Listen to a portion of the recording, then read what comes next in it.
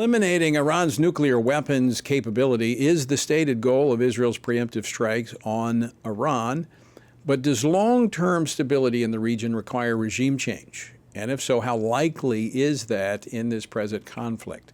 Here to discuss this, Gregg Roman, the executive director of the Middle East Forum think tank. Greg, welcome back to Washington Watch. Thanks for joining us. Thanks for having me. All right, so let's talk about that. The stated goal is to eliminate the nuclear capabilities, war for weapons there in Iran. We're not there yet, but for long-term stability in the region, does the regime have to go? You're pairing here 6th century ideology along with the most modern destructive weaponry known to man.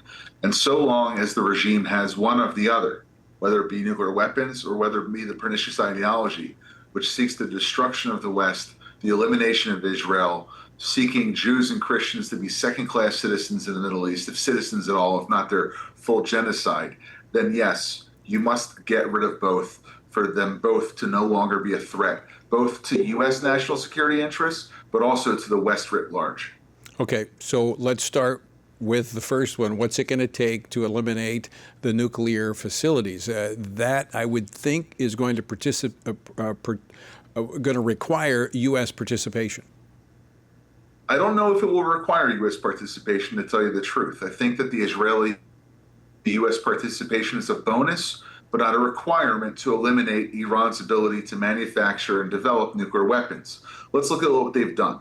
They've eliminated all of the intellectual know-how, whether it be through targeted assassinations and decapitation strikes against the core of Iran's nuclear scientist regime. They've also gone so far as to eliminate 2 of 3 enrichment facilities, with the third, that being the deep underground centrifuge facility at Fordo, having other ways to eliminate it rather than just bombing it to bits. You can take out the entrance facilities there. You can take out the electric supply. You can make sure that people who actually work there don't have an incentive to show up, to make sure that they're participating in the Iranian nuclear project. And lastly, you're able to eliminate the rest of the nuclear fuel cycle. They've gone after the heavy water reactor at Arak. They've gone after the centrifuge production facilities in Isfahan.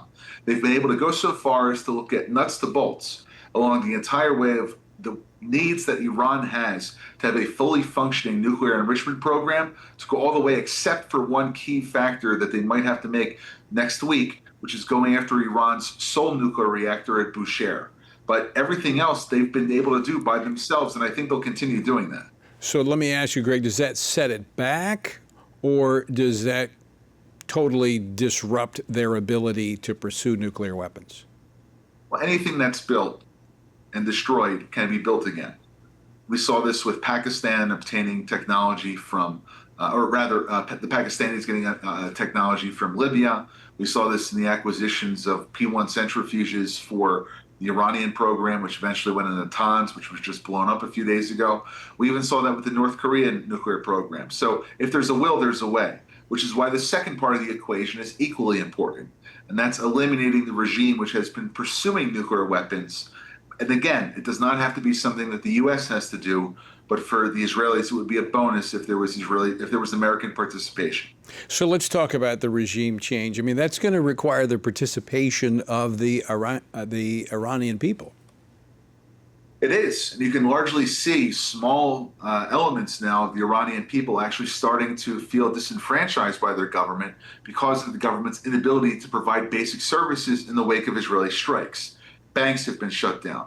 The Iranian government has shut down the internet in Iran. You had 100% operating rate yesterday. Today, you only have 3% of the traffic that was going on in the country yesterday. Their broadcasting ability to mass message their propaganda to the people of Iran is down. And you also have now indications that some low-level firefights have broken out outside of IRGC bases. You see Kurdish militias getting ready to perhaps cross from Iraq into Iran. And you even have borders being shut down with some of Iran's neighboring countries. The atmosphere right now is ripe for a counter-revolution against the Islamic Republic. What capacity is there within Iran to push back against the regime? Oh, they have the besieged volunteer militias, which have been engaged in wholesale slaughter of Iranian minorities. You have the Islamic Revolutionary Guard Corps' regular units, not those involved in ballistic missiles or the nuclear production or their overseas proxy arms, which could fight back. And you also have the Revolutionary Guards armored units, which might be able to see control. But at the end of the day, there are other elements of Iranian state power, which, just like they went against the Shah in 1979, could perhaps choose to go with the people. This might be the Iranian army. This might be local Iranian municipalities. This might be the traffic police. Even the dog catcher might decide to switch sides. But you can't have a repeat of what happened in Iraq, where when the U.S. government went in with troops on the ground, and I'm not calling for American troops on the ground, but when they went in with troops on the ground to completely eliminate any semblance of governance in the country.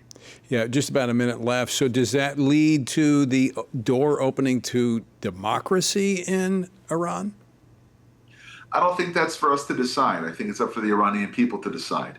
There's a speech that was given by the Crown Prince, Reza Pahlavi, yesterday in a speech which went to the Iranian people in Farsi, where he said that there's a plan in place for the first 100 days for there to be a transitional government, which would eventually get to democratic elections to decide the future of the Iranian people.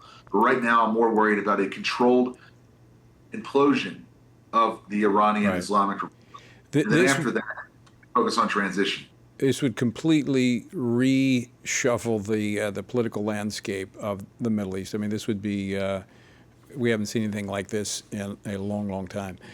Gregg, out of time. Thanks for joining us. Look forward to talking to you more about this in the days ahead. Thanks for having me.